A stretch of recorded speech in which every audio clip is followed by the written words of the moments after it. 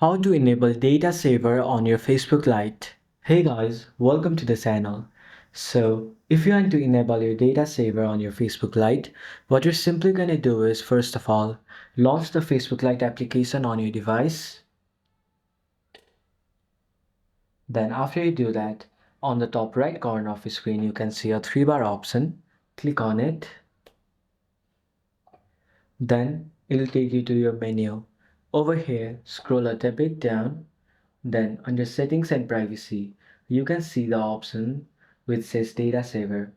If you toggle this, data saver has been turned on. Now, what data saver basically means that data saver mode reduces your photo and video quality on mobile data, which helps you to save more data on your phone.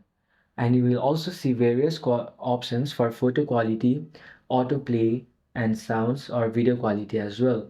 So this is how you can turn on or turn off data saver on your Facebook Lite. So thanks for watching the video till the end. Hope you found this video very helpful and informational, and see you in the next video.